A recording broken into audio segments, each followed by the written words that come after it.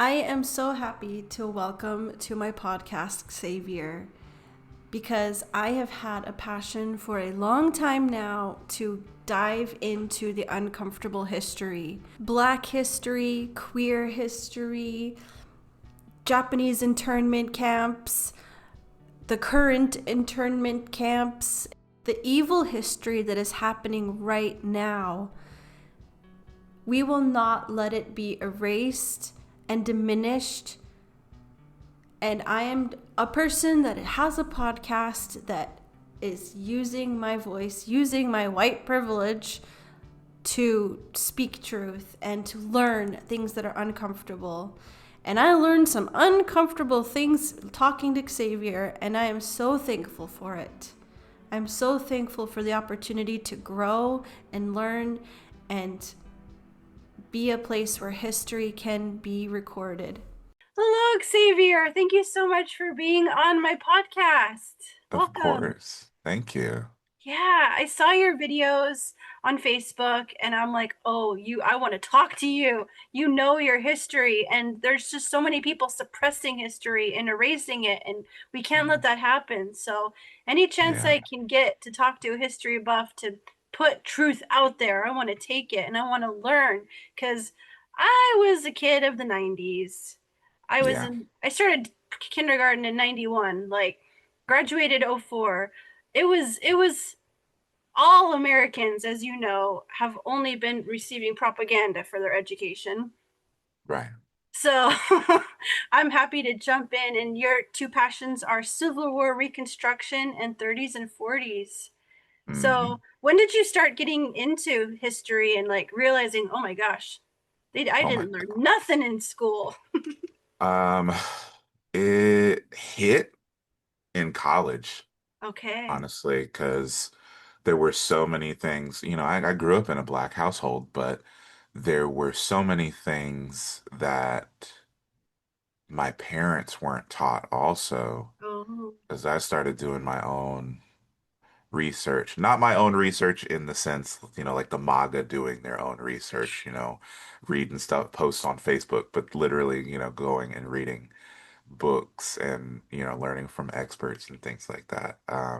And finding out there were so many things that we were not taught or things that were downplayed, like, especially when it comes to the atrocities committed against uh, the descendants or the people who were in chattel slavery. Mm. It's once you are able to uh, really see the scope of what it did and what it's continuing to do this to this day, you cannot forget it. It's marring. It's really, really like it's life changing to find out the numbers, the psychological and physiological effects and things like that. It's just Mm. absolutely amazing and terrifying. It's like our DNA doesn't forget, like it's passed Mhm. down. Literally, literally, like there are physiological effects to this day when it comes to black people. Learned your DNA learned certain things, like one of an easy example. A lot of black folks will tell you that they're afraid of dogs, or that you'll see videos people making fun of black folks for running away from dogs. But there's a literally a learned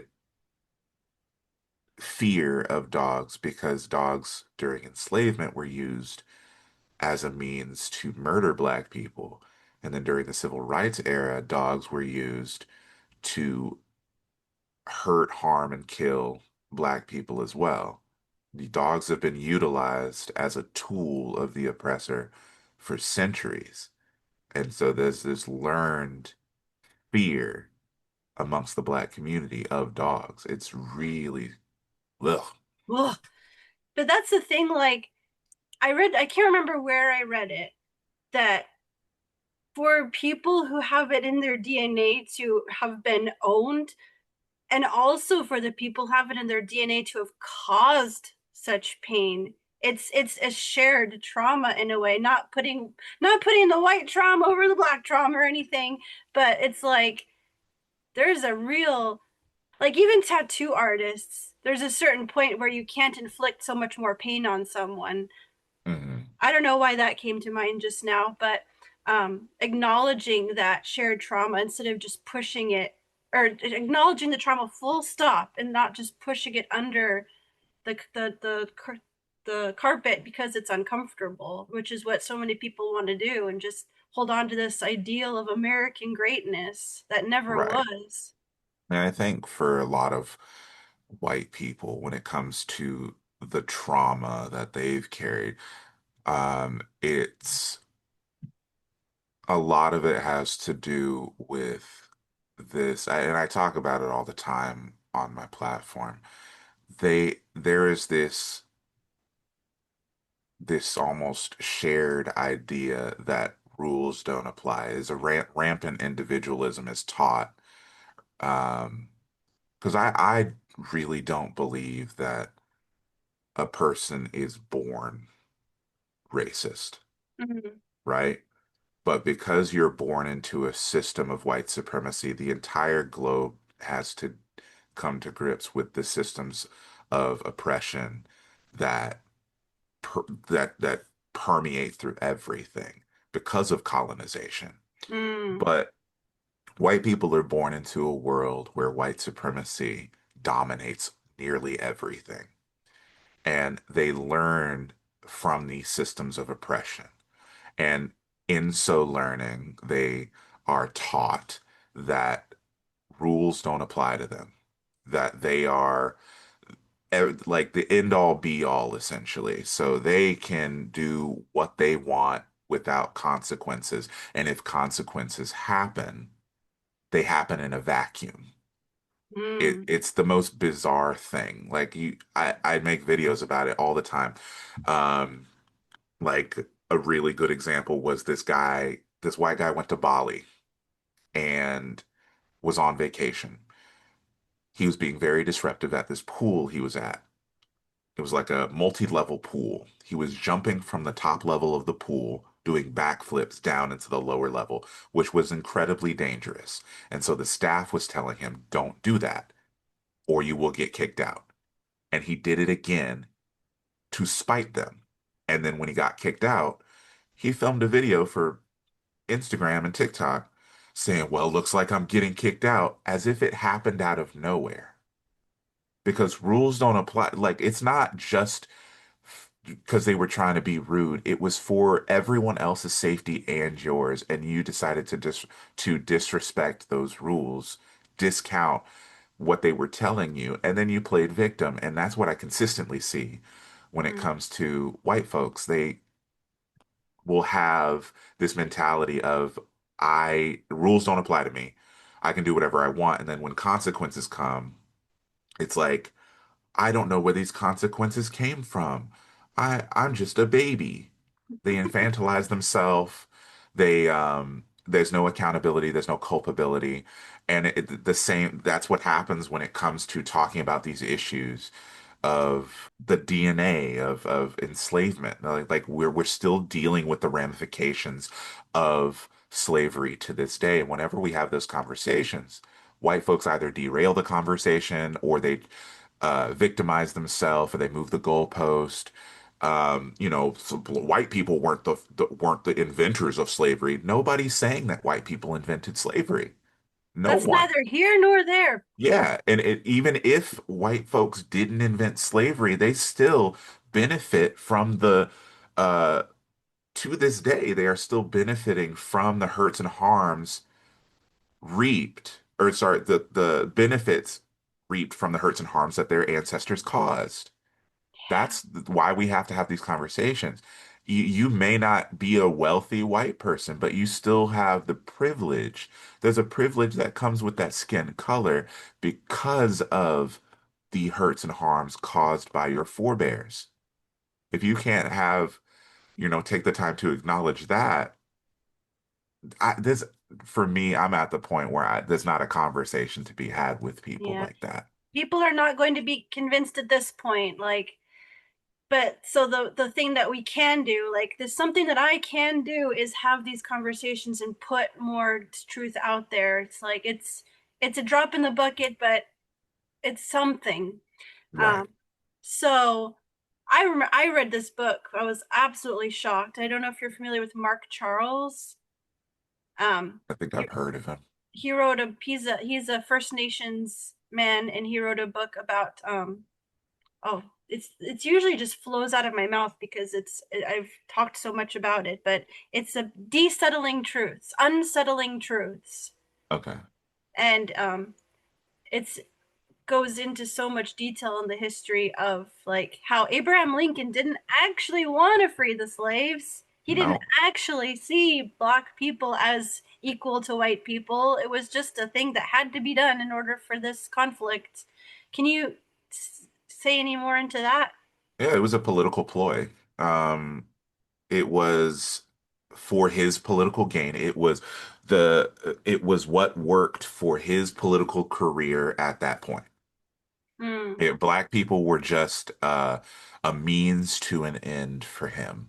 And that's why you didn't see much of an effort on the part of the federal government to fully enforce the ending of slavery. Some people didn't even know that slavery had ended until as late as the 1960s. There were No. people, yeah, there were folks who had no idea their ancestors had been freed. They didn't know. And it was up until the 1960s that some folks had no idea that slavery had ended. So they were And still living the exact same life? they were still living in as enslaved individuals up until like the 1960s. So yeah, it I mean at this the Abraham Lincoln and his federal government, they made performative gestures, very performative gestures. You know, there was during the Reconstruction period, um, one of the things that they didn't want overt acts of violence against black people, right? Hmm. So the federal government made, outlawed the Klan and, made an effort to try and hunt down Klan members. And so But you saw, was it really more of a just keep it in your cupboard? oh, Just don't be so overt about it. was literally a keep it in your cupboard sort of thing. They didn't want to see the Klan out and about. They were still burning crosses, that they would go out into the middle of the woods and burn crosses and terrorize black people. I mean, black people had gained you know, according to the 13th Amendment, slavery was outlawed, but you still had white people terrorizing black people. Black people were not allowed. This was the time period when you saw a whole bunch of laws come into effect that would re-enslave black people because the 13th Amendment says that slavery is outlawed except for punishment for a crime. So slavery is still legal to this day in the United States as punishment for a crime. It was never fully outlawed. So that's why during the Reconstruction period, up through today, you see an over-policing of black neighborhoods. You see these random laws that one of the ones today, the police will pick and choose when they enforce jaywalking, or Oh, back in the day, they had anti-vagrancy laws. So you had black people who whose sole purpose at that time was working on plantations. They were freed and they didn't have anywhere else to go. And so they were trying to, you would have communities of black folks kind of moving about. There was disease, hunger, and these people just they were trying to figure out that you freed a people who didn't have anything to begin with, right. didn't have any establishment, and you just sent them out into the wilderness, basically. And then you put into place anti-vagrancy laws to criminalize those people who don't have anything or don't have anywhere to go and don't know what to do. And you re-enslave them. They also had that's when they started, making co-ops and things like that. So co-ops are basically just the plantations where they said that black people would have a stake in the profit from that plantation. It was literally just slavery again. Mm. Um, and then they enacted Jim Crow laws and things Oh, like that to keep black people segregated. And so it it was was it was all moving to what it is today, which is the prison for profit system, isn't Uh-huh. it? That was the start of the prison for profit system. You saw slave catchers become cops. That's literally the law enforcement in the United States is slave catching. That's the start of law enforcement in this country was slave catching. They're like the badges, the little star on the badges and whatnot, literally comes from slave catchers. Law enforcement in the United States has its literal origin in slave catching. Like I sort of knew that, but the star thing, I don't know why that really like made me gasp.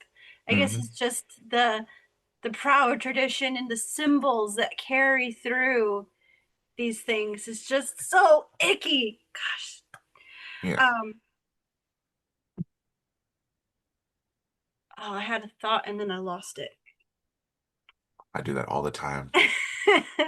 The train of thought just be going down the tracks, then derails as blood and fire and explosions. Did you ever see The Good Place? Yeah, Oh, I love that. I love Chidi. I yeah. was thinking of Chidi and the blood all over his face and the the tram moral thing. How? Oh, I remembered it. I remembered it. Where does your family fit into like desegregating schools? Was it were your parents? Oh, so my actually my great aunt marched with Dr. King. Oh, Um and I can I can get into a whole thing about how I feel about Dr. King and nonviolence, but are I you an anarchy guy like me? I I I'm very much of the mindset that not once in the history of this world has a revolution been won through peace. Mm, Peace, they're just talking to your oppressors or being nice to them. For much of his life, Dr. King advocated for nonviolence, even in defense of oneself, which is just absolutely bonkers. Because the whole idea is, you're not going to make the oppressor like you anymore if you get violent. They don't give a shit.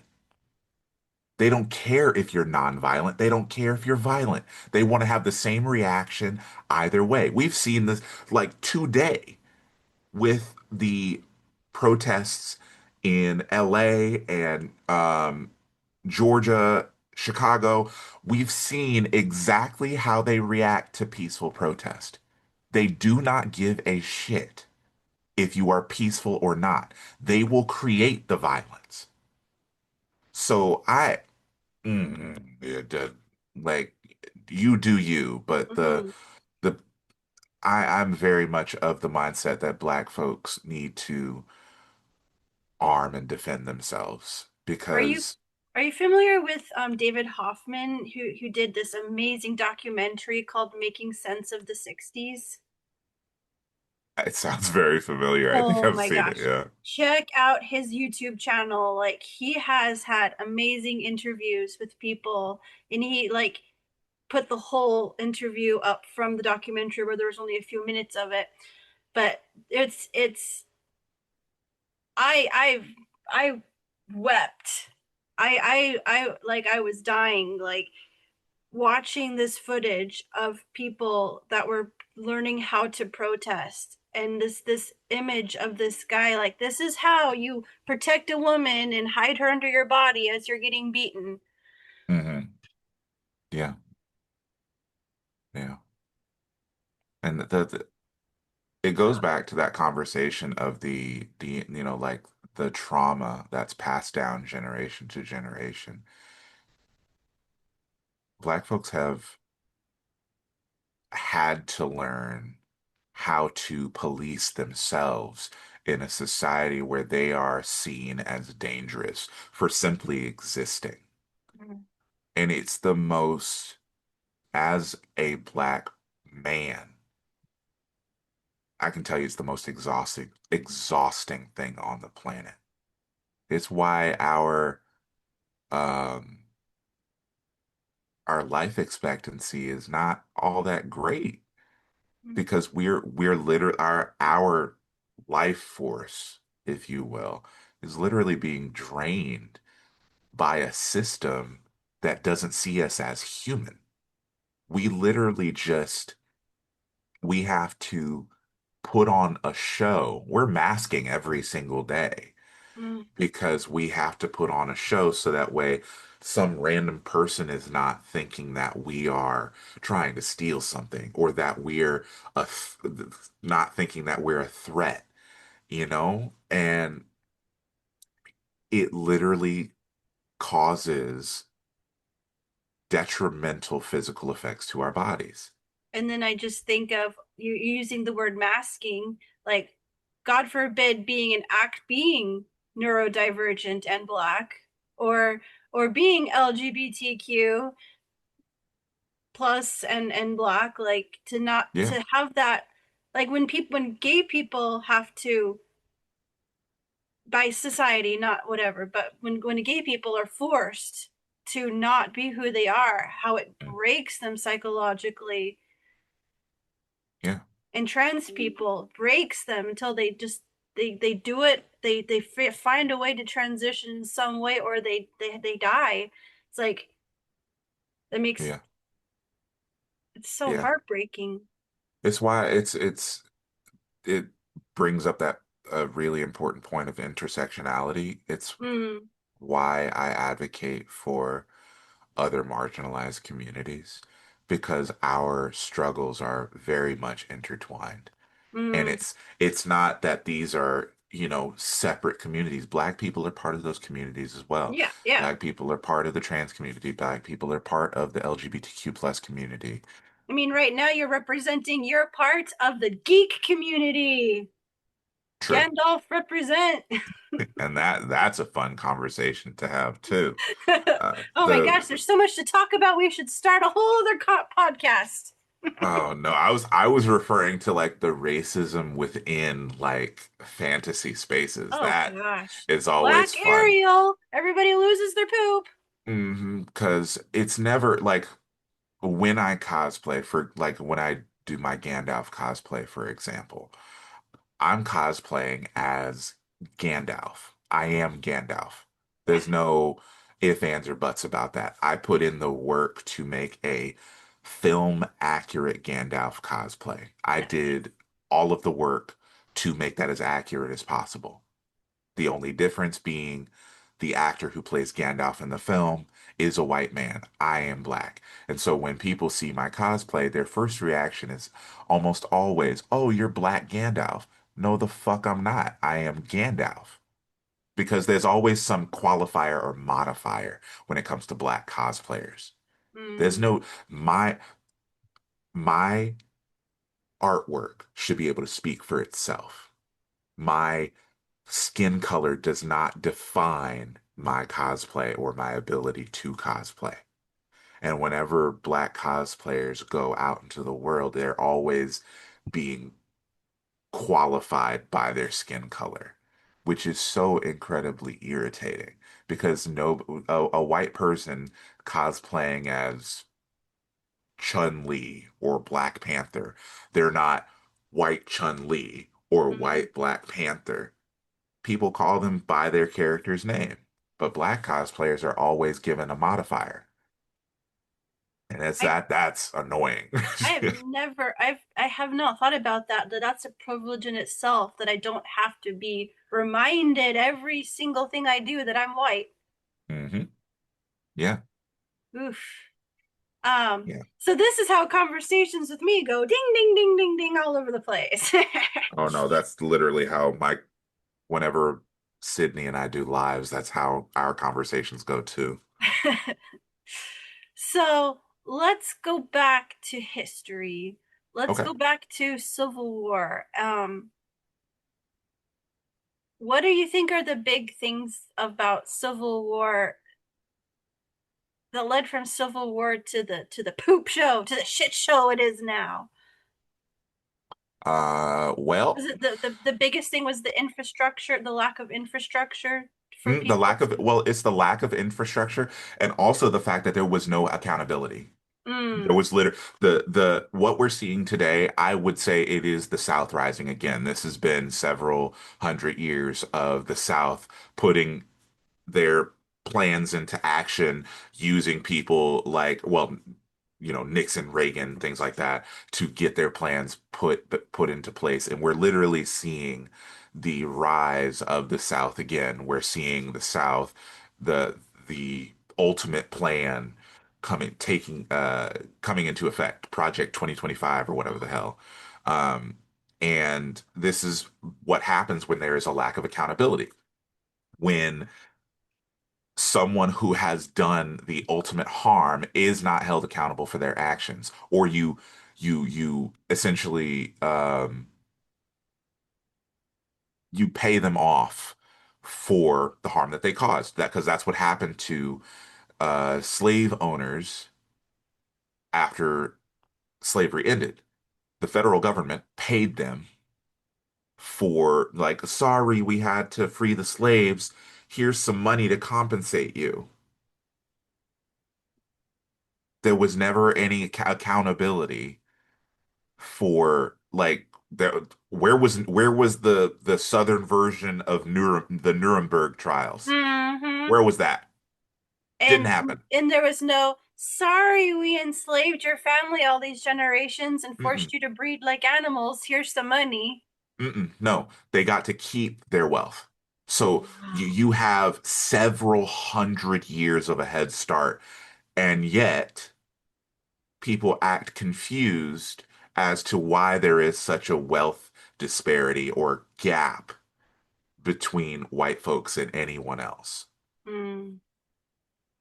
And I am very much of the mindset that capitalism will not save black people. I think that Ugh. black people are owed reparations. Oh yeah.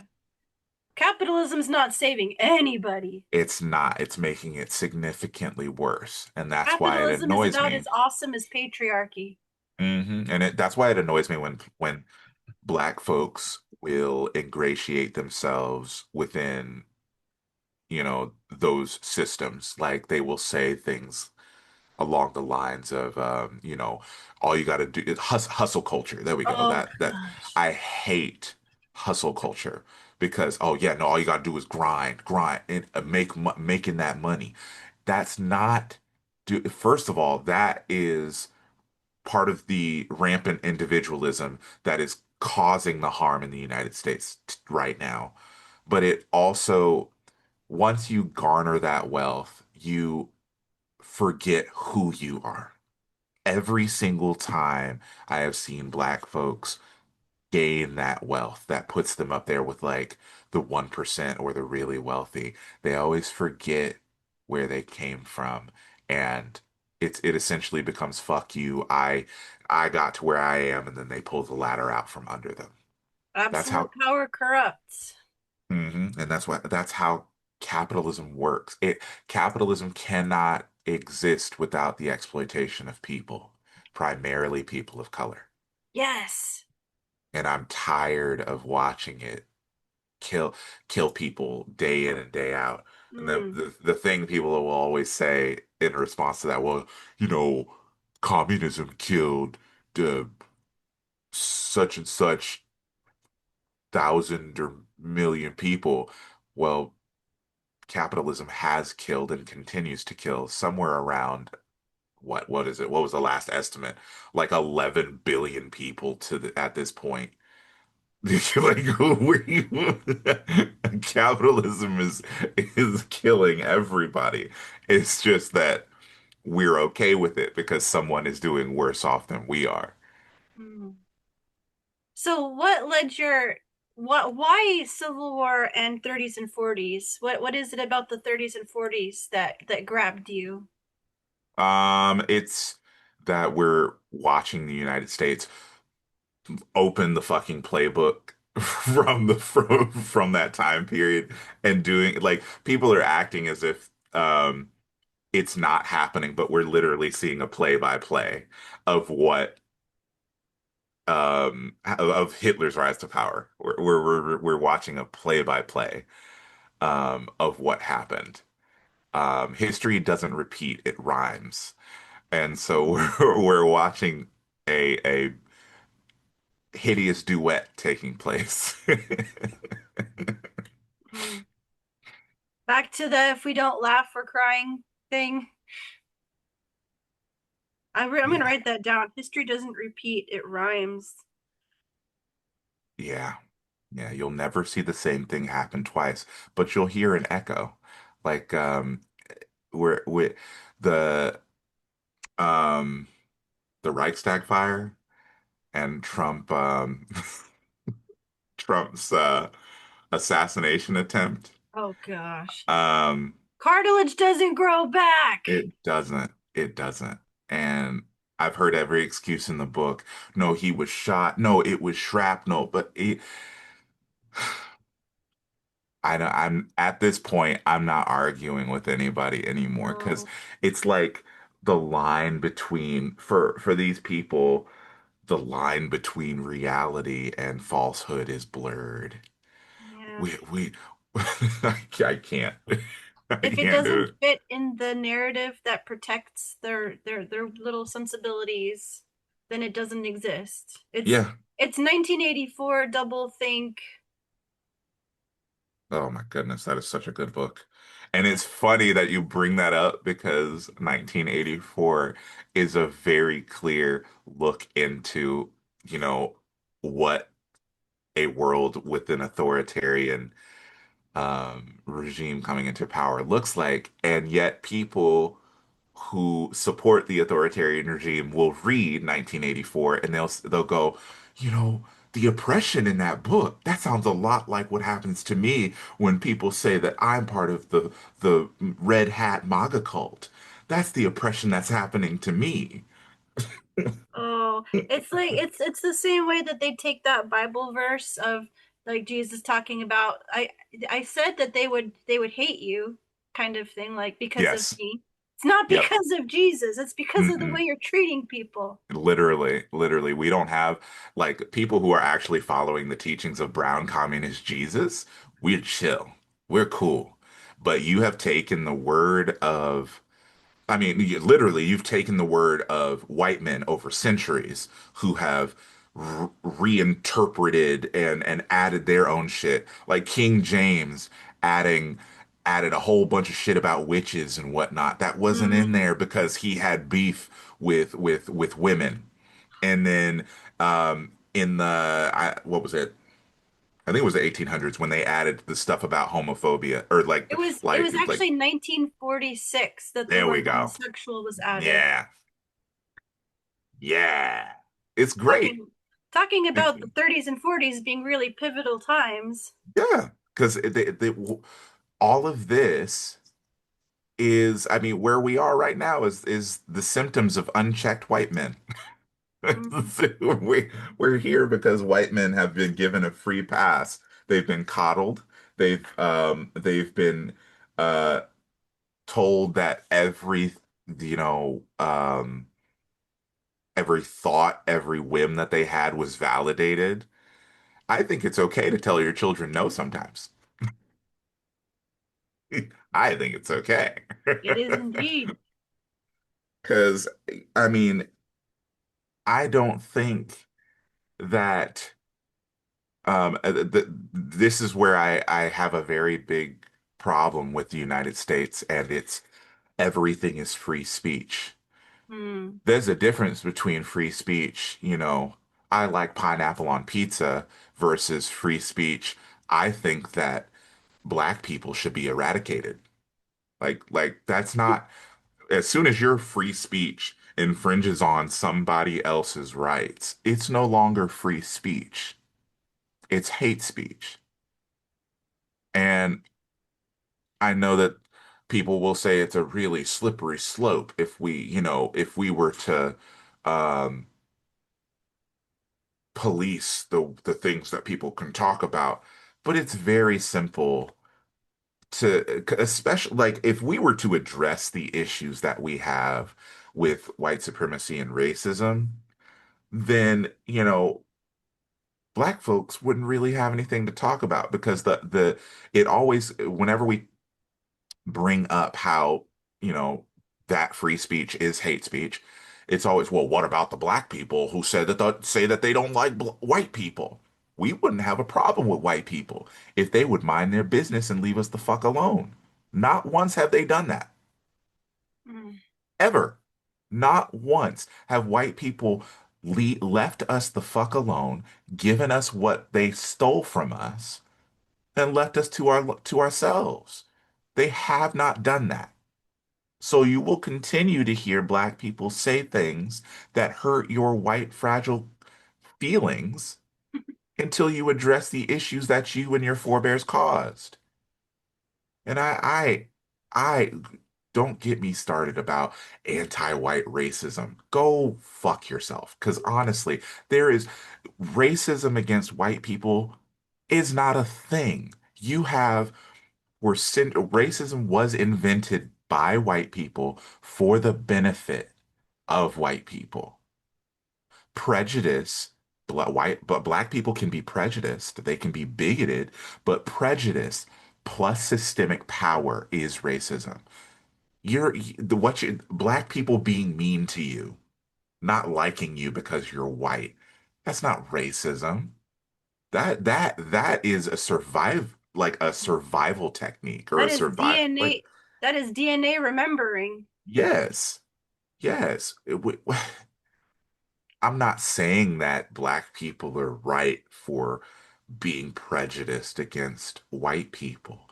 I'm saying that it is a way to protect ourselves, or it's a justified anger.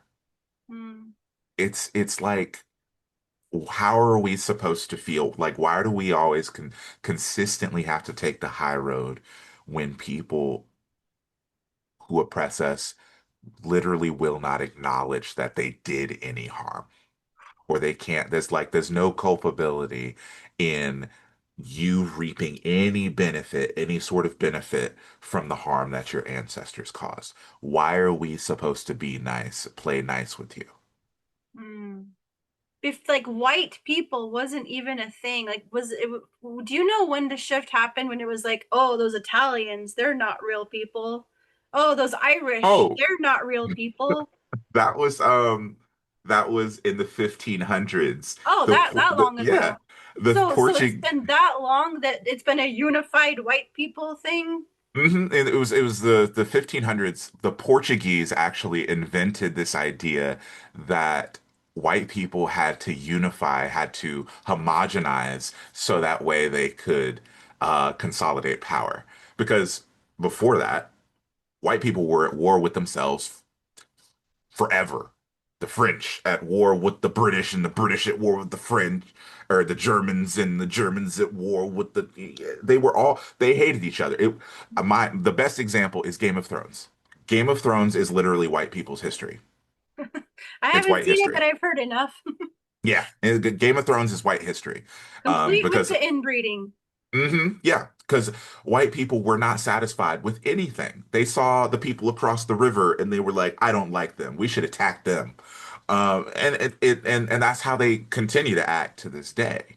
But the Portuguese and the Spanish, came together and they were like, it'd be a good idea for us to homogenize. And so then, that pulled in the Portuguese, that pulled in the Spanish, that pulled in the British and the French, and you saw them go out to, different parts of the world and exert their power because their white skin apparently gave them this power. And Mm. the crazy part about it is that it's like those situations where I'm not saying black people are animals, but it's like those situations where animals have never been exposed to human beings, right? And humans will come into their habitat and the animals will just come right up to them and just be like, hey, what's up? Just be super chill. They don't have any natural predators or anything like that. And they just come up to humans and they're super chill. And then humans do what humans do and eradicate them, hunt them for sport and whatnot. That's what happened in a lot of these situations um, when it came to the peoples of various cultures. They had never, met white people before. They didn't know who white people were, and they just thought they were other, you know, some people thought they were like weird celestial beings, or they thought they were some people thought they were demons or like different creatures, whatever. But they many times what happened is they welcomed these people with open arms and they were betrayed every single time. That's what happened. Most of the Taino people of Puerto Rico were wiped out by Columbus Mm. because they welcomed him and his men with open arms, and Columbus brought enslavement and disease and wiped out like 90 some odd percent of the population of the Taino people. So every single time these palm-colored people came in, they came in with an ulterior motive and betrayed these people. There was never honesty. There was never like they never went in with the idea that they wanted to, you know, learn and just observe. No, they wanted to take over, or that there were resources in there that they wanted, and then they killed the people for their resources, or they killed the resources being, the people's bodies or the actual, like gold or spices, whatever it may be. So they, mm, Mm. it's There it's the, oh no, go ahead. there is an aspect of history that I'm very, very interested in. Um, the I know that I know that it's gone started much earlier, but was there more of a push for people to be missionaries in the 30s and 40s to go save those heathens, bring them to Jesus? You really started seeing a much larger, like that's been a thing for a very long time, but you started seeing more of a big push for missionary work during the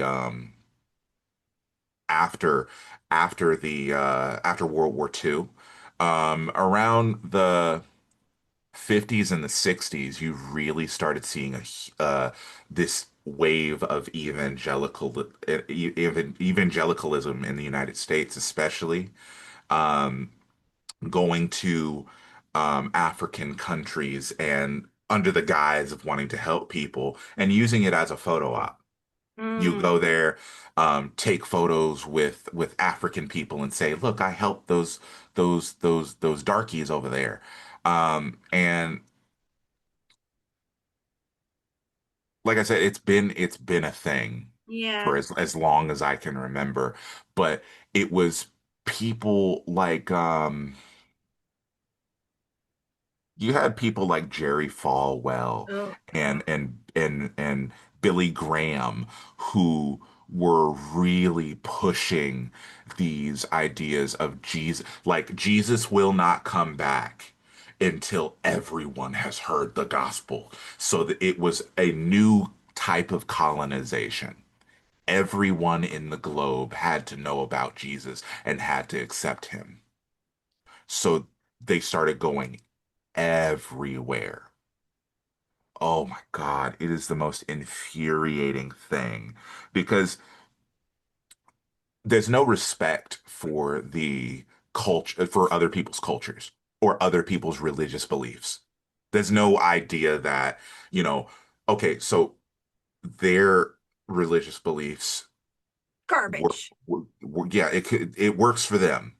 So we should respect what they believe. No, Mm, my religion is the one true religion. And if you don't accept it, you either deserve death or you deserve to live in squalor.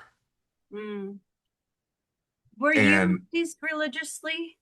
I was raised in an evangelical household. Me too. I'm an evangelical. Me too. Um, Spent years deconstructing. Did you ever Like go on I, any mission trips? we went to a mission trip to New Mexico. I remember going on a mission trip to New Mexico. Did you ever go to Never, Acquire the Fire? no, I never went to acquire the fire. Thank God. I did. Oh, It was very, very intense watching the latest season of Shiny Happy People. yeah, yeah. It's some of that stuff. Like I know that it's satire, but some of it's like too on the nose. It's very much like it brings up religious trauma. Yeah. Ooh. I just watched a documentary. It was basically a documentary about this. I would consider them a cult, but they have these youth retreats, um, and they are basically indoctrinating kids into speaking in Was tongues it maybe and Jesus Camp? Jesus camp. There it is. There it is. Jesus camp. Ooh, boy. Trauma, trauma, trauma. They had you did they get you to speak in tongues? never spoken tongues. I did. I always felt like I was something was wrong with me Oh. because I couldn't get the tongue speaking. Like I couldn't, it wasn't coming to me. I was thinking that, you were something was supposed to hit you or touch you and you were Mm, supposed to be able to speak in tongues. I think that's part of being neurodivergent. I'm not good at faking shit. I'm very blunt. I'm very upfront. So whenever I think neurotypical people are very much able to, you know, play along when it comes to mm, things like that. But for a neurodivergent kid like me, I was like, this is fucking weird. I don't want to, be the odd man out, but I'm not feeling nothing. Like when they would go up to people and they like the pastor would come up and put his hand on your forehead and you're supposed to fall backwards. oh, oh, oh. Whoa, get hit with the Holy Ghost. Nothing hit me. Nothing hit me there. I was like, I would fight back. Like, don't try to push me over. If God's gonna do it, God's gonna do it. And then they would say like they would act like you were demonic or something if you didn't Oh, I fall didn't get backward. that. Yeah, they would like some of them would act like you were resisting because of the devil or some shit. Like because Did you go? like, Was it a black church you went to? no, mm-mm, no. The one that I went to, we moved around so much because my dad was in the military. But the one Mm, we went to like uh for a good chunk of my life was called Trinity Chapel in Powder Springs, Georgia. It was a Church of Church of Christ, I believe. The denomination was Church of Christ. So, um, big evangelical megachurch. mm, Um, it was also like I love telling this story, but the lead pastor, Bishop Bolin, there was Bishop Bolin Sr. and then there was Bishop Bolin, his son, right? So Bishop Bolin Sr. was caught having an affair with like his secretary or something like that. And it was really funny because they made it this whole big deal during one of the sermons where they were like they brought Bishop Bolin out and they were like praying over him and basically they were setting him up like Bishop Bolin is going on a sabbatical, right? And his son takes over as the lead pastor for a few years. And then after those few years were over, Bishop Bolin came back like nothing ever happened. It was so funny. so at what point were you like, this is really dumb? Um, I went to that church until I went off to college, and college was when I really had my eyes opened Yeah. to, like how things really work. Mm. To How I actually was get a different perspective of life.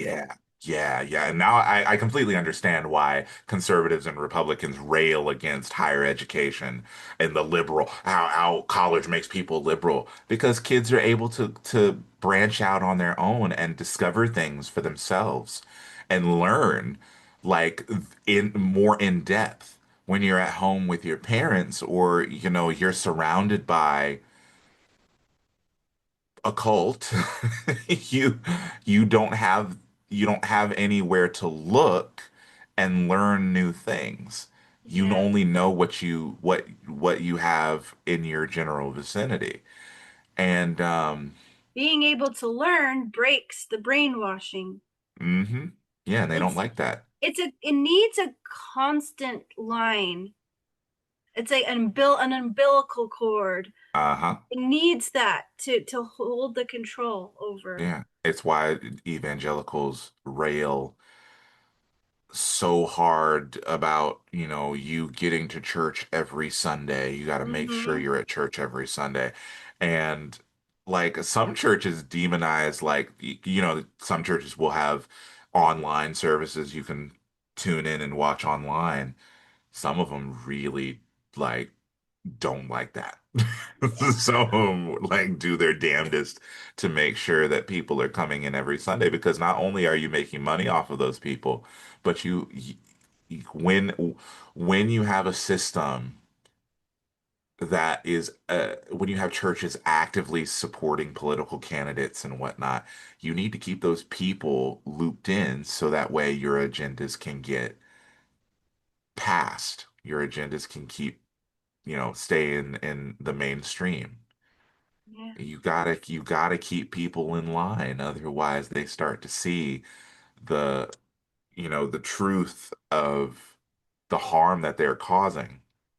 It must have been a really hard time for you being in college, away from family, and suddenly just like everything's crashing down. Like what you believed and just how bad the history of your people really was, and just everything. Oh, it was even worse because I started my collegiate career at a Christian college before I came. My stupid ass, I should have just gone to Kennesaw State from the jump, because that's where I finished. But I should have just started at Kennesaw State. But no, I wanted to. I'd grown up, under my parents' thumb, and I wanted to be on my own. And I decided to go out of state for college, which was stupid for so many reasons.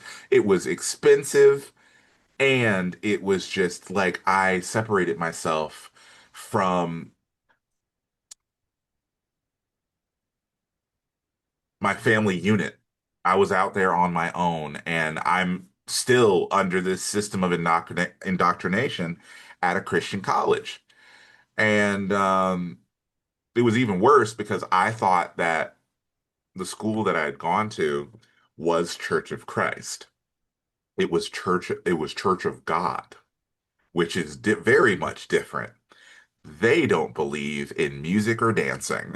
No. And I had no idea. Literally in the bylaws for the university, you're not allowed to have music or dance, or you're not allowed to you're not allowed to play instruments, and you're not allowed to dance. Like even clapping your hands, or yeah, clapping your hands is considered an instrument, because leather. Drums are made of leather. Your hands are leather. It's the weirdest fucking thing. But yeah. I guess they Um, use the black permanent marker in all the Psalms talking about praising God with the instruments. yeah, no, it was weird. It was very weird. But things didn't start getting deconstructed until I came back to Georgia to go to Kennesaw State. Because there's so many things about being a black person in these spaces. It's predominantly white. So you already have that confusion of, I never had any confusion about me being black, but there was confusion about, I was several of the people I had been attracted to were non-white, and I had been in a like my college girlfriend was a white woman, and then there's like animosity from people who don't like you dating a white woman, but also there's animosity um, because we broke up and it was like you're paint we broke up and I was painted as uh not only is it just, her friends don't like me because we broke up. It's we broke up and I'm the big scary black man now. Ooh. There's so many layers to it. And I'm dealing with being away from home, being away from a support system, and then there were I'm very glad that there were, there were literally about 20 black people on campus and they all hung out. So we all had that sort of group and togetherness on campus. But being surrounded by whiteness, especially evangelical Mm. conservative whiteness, it's so draining. It is so you either conform or you are cast out. You Mm. are made into an outsider. And I Do you have found to my like ways. perform? Do you have to like perform whiteness? Yeah, Like, in a sense, there was a point where I was always like I had an emo phase and whatnot. That I'm not saying that that's white, like performative whiteness, but there was a point where I was, trying to make myself more palatable with like subliminally more palatable for white people. I was not being myself. I was walking around campus barefoot, like I was a hipster. That's not who I was. but when you I grow was, up in this culture, it's so hard to even know who you are. Like, I was a missionary with a theater company for 13 years, from age 19 to early 30s. yeah. Like, I'm nearly 40 now, and I don't know exactly who I am, what I am, how I'm authentic. Like, Well, a lot of this also had to do with the fact that I didn't know I was neurodivergent until I mm, hit 30. So there was a whole bunch of masking going on. There was a whole bunch of me trying to blend in because I felt like the odd man out no matter what. I just felt weird. mm, And that had to do with me not knowing I was neurodivergent, that I was there were certain needs that I had and I just didn't know that they were there. mm, So now I know like I, I'm very much comfortable with who I am as a person now because I feel like I've taken the time to unpack a lot of stuff. I've taken the time to do my homework. And at this point, it's really funny when you get into your 30s, you really don't give a shit what anybody thinks anymore. it does feel pretty good. Yeah, I really that's why I post the way that I post, even if I didn't have any followers. I Mm, would still be posting the same things because this is who I am and how I feel, and I'm gonna, you know, advocate for marginalized people no matter what. People will come into my DMs and get all fussy with me, and I don't give a shit. What are you gonna do to me? What are you gonna do? mm, I at this point I don't have time for bullshit. I don't have time for it. It's like we have such a short time here on Earth, and I'm gonna do my very best to make sure that in what ways I am making some sort of change, positive change. If our government can't do it, I'm gonna do what I can. Like, Yeah. damn. Standing up to fascism, exposing it for what it is. Hmm. Oh, I've the thing about the homogenizing of whiteness. You had asked me before about like, Italians and Jewish people, for Yeah, because I know example. like even in the US there was a long time there that Italians weren't looked on as Yeah, yeah. proper So it was people like or whatever. it was somewhere in the 19 somewhere in the 1900s was when white people were kind of accepted into whiteness. The Italians were accepted into whiteness. And because you can look at movies from the even like back as early as the 19 what was the one I watched recently? I was 1960s, 1950s or 1960s. This movie I was watching where it was an Italian guy who was being framed for a crime, and they were literally treating him like he was a whole other species. Yeah, yeah, it was crazy. And it was so bizarre seeing them treat another white person like that. I was like, whoa. The movie was basically dealing with um, this group of people who are the jury coming together, and they have to deliberate, and you have one person who is dissenting, like he's the main character. He's dissenting. He's like, we need to look at they were gonna convict this guy just straight up, just convict him of this crime. And this one guy, dissenting guy, was like, we need to really look into the facts of this case because something is not adding up. And one by one, people are starting to defect with the guy who was dissenting, and you just have people like one of the people who's part of this jury is just straight up racist towards Italian people. And it's fascinating to see how white people didn't think of Italians as white up until, it was what that was, if that was the 1960s, it was somewhere around the 70s or something where white Italians were accepted as white people. Um, and you'll still like there are people to this day when it comes to like people of Jewish descent and whatnot Mm, who don't accept, Jewish people as white.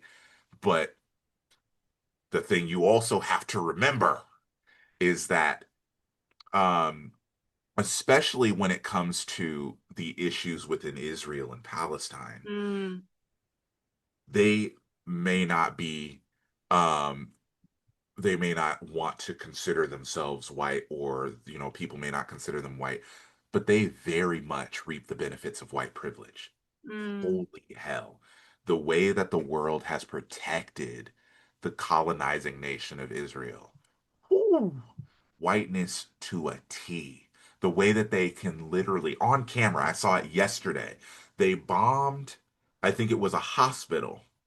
There were Egyptian journalists filming this whole thing, and they got bombed and killed. So people came in, and the rescue, or the first responders, and they're on camera holding up the equipment of these journalists who were killed.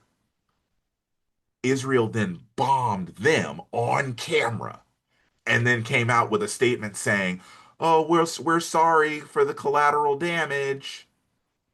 Crazy as shit. Crazy as shit. Where like white people from the United States are going to Israel, claiming they're indigenous, and it's the most bizarre thing to watch. It's Manifest Destiny 2.0, mm, because the Palestinian people, the way that this all started, the Palestinian people knew that the people of Jewish descent didn't have anywhere to go, especially after World War II. Um, or no, sorry, not World War II. Yeah, around that time period. yeah, the But Holocaust. yeah, the Holocaust and whatnot. So they were really trying to find where they needed to be, and they believe that Israel is their homeland, and so the Palestinian people who have been there since the very beginning, they said, "Come on in. We welcome you with open arms. You can live right alongside us." And because of policy decisions made by the British and several other nations, they said, "No, living alongside you is not good enough. We're going to steal your land from you and force you out." And that's when the Nakba happened. Palestinian people were literally consolidated into what is like smaller and smaller pieces of land bit by bit and systematically killed. Just like with the First Nations people. Yeah, the exact same. That's why I keep saying it's Manifest Destiny 2.0. It's the same exact thing. It's the same thing.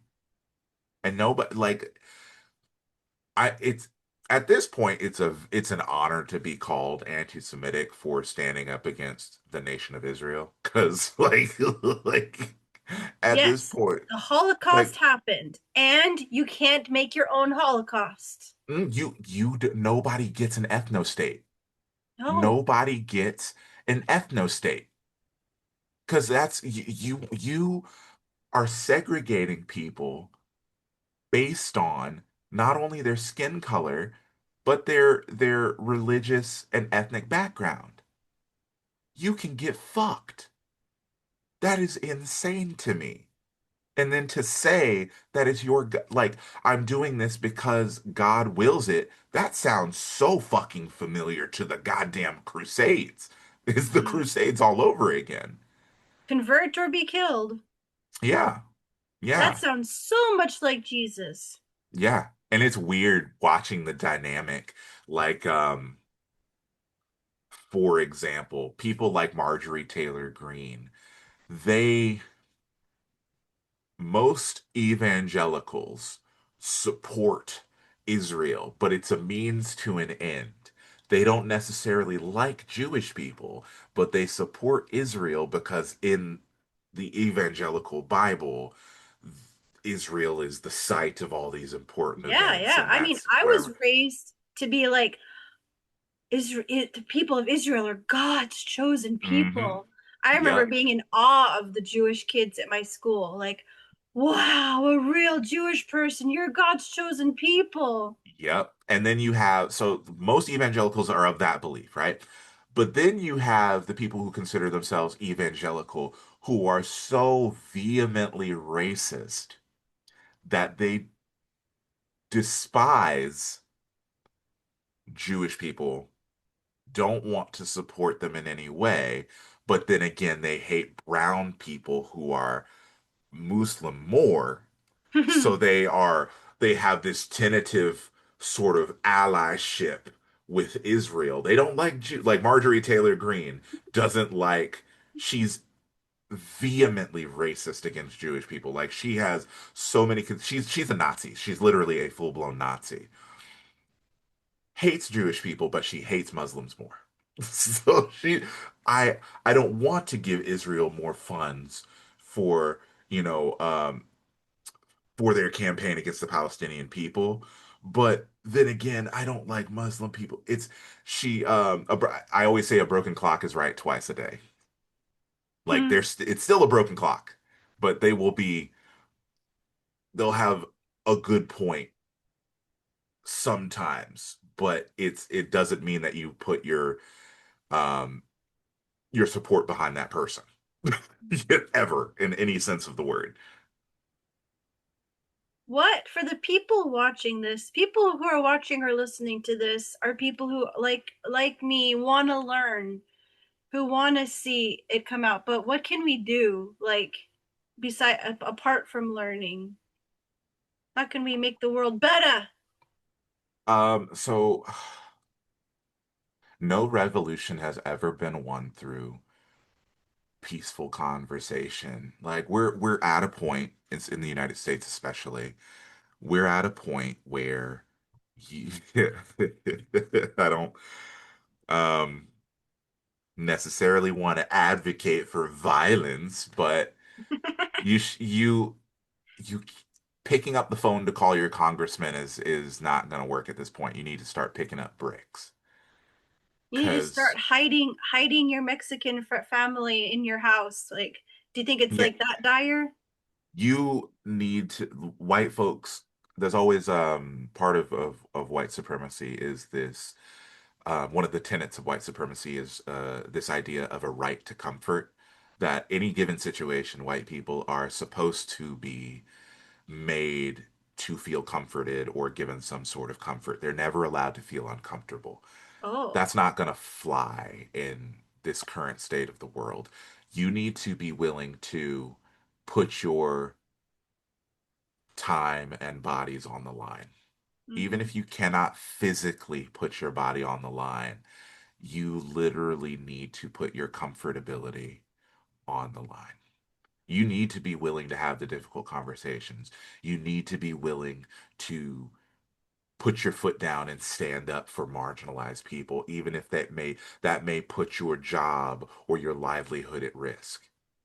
We don't have time for people to walk on eggshells. mm, It's to the point where we need to fight back. I mean, Chicago, for example, the governor and the mayor, the governor of Illinois and the mayor of Chicago, they've put forth an ultimatum to the Trump administration, basically saying, "Don't come here or it's going to pop off." mm, And we know that Trump is the type of person who can't take no for an answer. So we're already in a cold civil war. We could very likely see an actual conflict, like war pop off within the next few weeks or months mm, because of what this administration is doing. And one of the things that I've seen liberals and moderates talk about is if Kamala was in office, we would be at brunch right now. The issues would still be there if Kamala was in office, and that's what pisses me off about neoliberalism. mm. It's if my blue candidate's in office, I can plug my ears and pretend that's nothing happened, not that there is nothing happening. Democrats would still be bombing Arab countries. They just all they do is slap a pride sticker on the bomb and then send it off and then pretend that they don't know what's happening. The issues would still be there. It's Well, it's just a one party system. It's a yeah, catering to the billionaires system. yeah, and it's like Democrats have no problem, or sorry, Republicans have no problem being very vocal about who they are and what they want. And the biggest issue with Democrats today is that they are so wishy-washy. No wonder they have like a 20% approval rating, right? They know what people want. They want revolution. They want transformative change. They want to see fascism fought. But Democrats today are catering to moderates and right-leaning people as if that's the way to go. No, no, no. What the people who really need us to to fight for them are the moderates and those people who are on the fence about being Republicans, completely saying fuck you to leftists. Yeah. Whatever, And whatever keeps their yachts floating. yep, yep, it's all about money. Capitalism. Capitalism. Love it here. Because they're still like the people in Congress are still, it doesn't matter what red or blue in the White House, they're still making their money. Mm. They're still able to do their insider trading, which is strangely illegal for any other person, but for people in Congress, that's perfectly okay. Um, Another conversation. But yeah, but yeah, Oh no, man. it's rules for thee, not for me.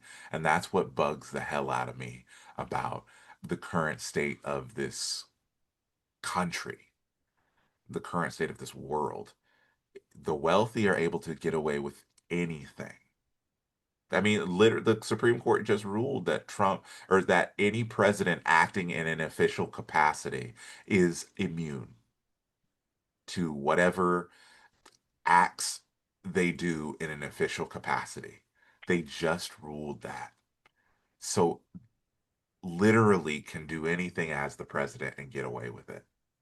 I mean, That's what. it was already there. Now it's just official. Oh yeah, now yeah, it was already there. It was already there, but it's official now, and it's things are just going to get so much worse. So I back to what we were talking about. White people cannot be complacent at this point. Mm. You have to be able to recognize that the issues that we're having right now are because of white people. As painful as that is to acknowledge, we're where we are right now because white people didn't like that to have to share spaces, water fountains, sidewalks, schools with black and brown people. That's why we're here right now. And you have to be able it's not up to black people to check white people. White people need to be able to check their own. They need to be able to hold their own accountable. So you, very uncomfortable situations to be coming up within the next few months and years. And you can't be complacent. You have to be willing to have those difficult conversations or do the difficult things, even if no one is watching. If that's the integrity we're always talking about. Got to be able to have integrity, even if you can't, make a video and post it to social media to show what a good Mayo person you are. You need to be able to do what is right when nobody's watching. Not for the photo op. Exactly. Hmm. Oh man. This has been so uncomfortable. Thank you. You're welcome. It's my I'm, job. yeah, I'm so glad. I'm so glad to learn. I'm so glad to be made speechless about the things that they didn't teach me in school. Um, and I welcome more of that. So if you know anybody else I should reach out to that can teach some more uncomfortable history, I'm here. Good. And the way that I end my conversations is I give hugs. No pressure if you but here's one. Thank you so much. Thank you for those of you listening who are still here, who have stuck through the discomfort knowing that we need it. We need to feel uncomfortable. We need to care. Um, so any ways that you want, if you're open for people reaching out to you or checking out your other socials or projects, I will get all of your links and put them in the description. Cool. Yeah. Yeah, Yeah. Did you want me to say them if or? you want to. Oh, yeah, I mean, literally just find me everywhere as Ebony Warrior Studios. It's not that hard. I think I'm the only I'm the only one, so it's not that hard.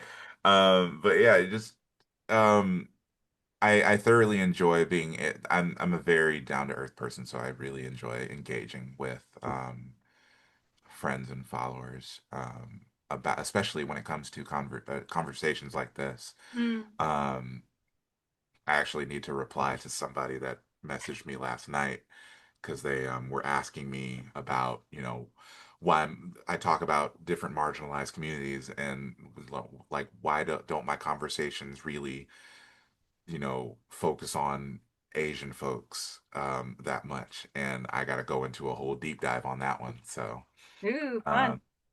yeah, but yeah, no, don't be afraid to hit me up or strike up conversation because I really do enjoy these conversations, especially as an educator. It's Mm. part of my job to have these difficult conversations or educate, about these things because without knowing our history, we are doomed to repeat it. Yeah. Thank you for sticking around to the end to hear this conversation. I don't normally put such hard hitting opinions and thoughts and facts out there, but I want to do more. I I feel like it's worth it. I feel like it's time. And I appreciate you for hearing what he had to say and being a part of this uncomfortable time. I will include all the ways that you can reach out to and support Xavier. He is somebody who had a lot of consequences after speaking out against the kind of person that Charlie Kirk was. CK was killed a few days after we recorded our conversation, and Xavier was not afraid to call out the kind of person he was, a homophobic, transphobic person who thought that gun violence was a necessary thing for Second Amendment rights. So I'm not advocating anybody's death, but he was not a good person. He's not the kind of person that deserves to be celebrated or honored. So if you resonate with that and you want to support him, I think you should totally do that. If you would like to support the work of this channel in a way that I could be able to upload more often, more regularly, I do have a PayPal link. And yeah, it is in Swedish, like numbers. So basically you add a zero. So like $10 is 100 crowns. So it looks much more dramatic in Swedish. But if you feel so inspired to support me in being able to do this, I would love that and I would feel so honored. And if you're not able to, then that is totally fine too. This has been the Epic Kate podcast. I want to learn, I want to grow, I want to expand, I want to hear perspectives beyond my own. I want to see about how I can be a part of making the world a better place. I want to dig into uncomfortable history, Black history, queer history. I want to connect with the people the universe is bringing to me, and I invite you to join and to be pushed out of your comfort zone. And I look forward to seeing how we can level up as human beings in this journey. Thank you again, and hugs.